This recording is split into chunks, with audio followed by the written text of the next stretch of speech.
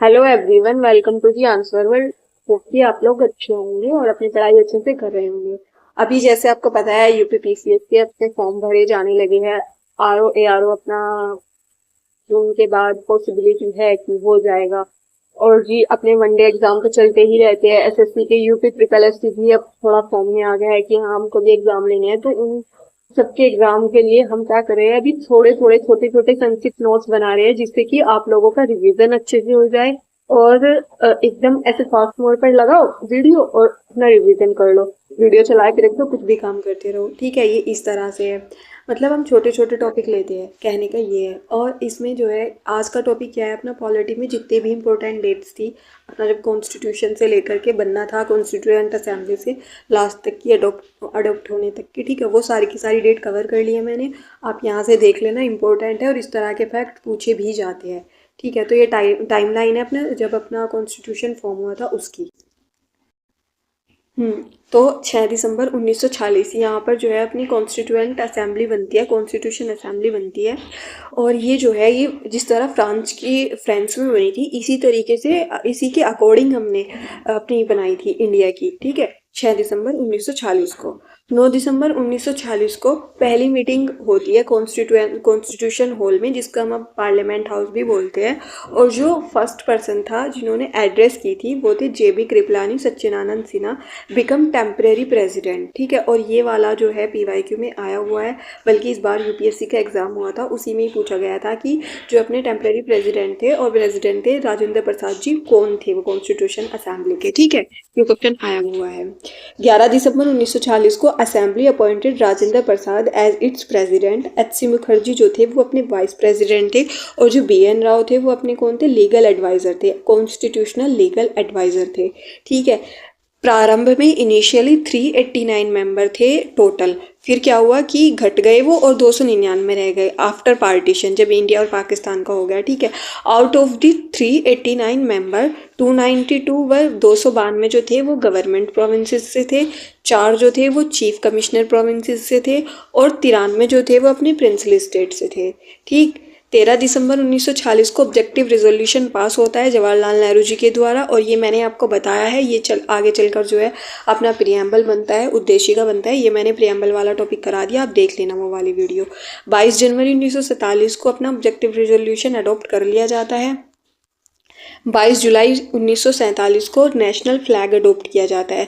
15 अगस्त 1947 को इंडिपेंडेंस हमको मिल जाती है, इंडिया और पाकिस्तान दो डोमिनियन अलग बट जाते हैं।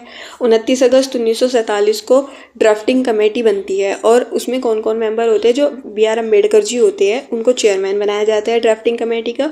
और जो 6 मेंबर होते हैं अलग से, उनका नाम देख लेते हैं। के एम मुंशी, मोहम्मद सादुल्ला, अल्लादी कृष्णा स्वामी Iyer, N Gopal Swami अय्यनगर, Devi Prasad खाटियान, B L मित्तर। अच्छा, ये जो 6 के 6 नाम हैं आपको ये याद रखने हैं क्योंकि ये इंपॉर्टेंट है, पीवाईक्यू में आते हैं। कैसे आते हैं ये पूछ लेते हैं कि जो ड्राफ्टिंग कमेटी है उसके कौन मेंबर नहीं है, इस तरह से क्वेश्चन बन के आया हुआ है पीवाईक्यू में।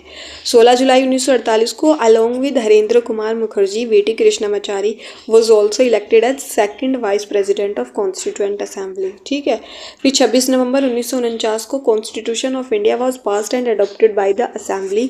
24 जनवरी 1950 को last meeting of constituent assembly, the constitution was signed and accepted. ठीक है, और आर्टिकल 395 होते हैं, 8 शेड्यूल होते हैं, 22 पार्ट होते हैं।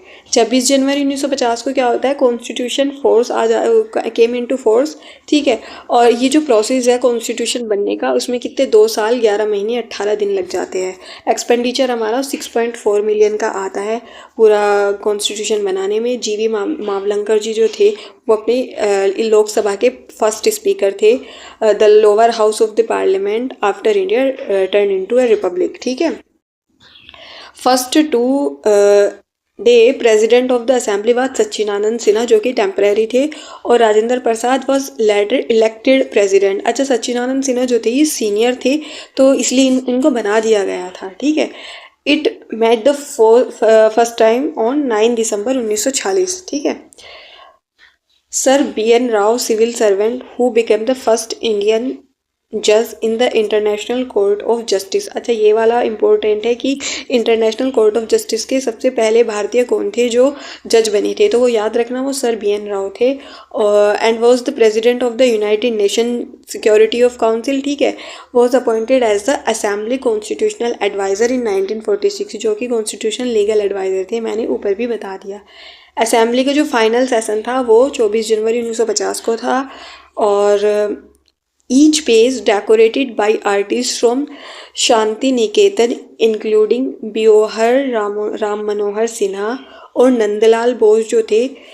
इट्स कैलीग्राफर वॉज प्रेम बिहारी नारायण रायजादा। ये याद रखना ये नाम, क्योंकि इस तरह के जो क्वेश्चन है ये SSC में पूछते हैं, ठीक है। Constitution was published in Dehradun and photo lithographed by the survey of India, ठीक है जी। मैंने ये सारा कंप्लीट करा दिया। होप कि आपको ये छोटी सी वीडियो अच्छी लगी होगी। देखो कितना टाइम हुआ, 5-6 मिनट में आपके कंप्लीट हो गया। यहाँ से आप इनको फास्ट फॉरवर्ड पे करना और देख लेना। बाकी आपको हमारी वीडियोस कंटेंट अच्छा लगता हो तो प्लीज़ वीडियो को लाइक वगैरह कीजिए और चैनल को सब्सक्राइब भी कीजिए। Take care, bye bye.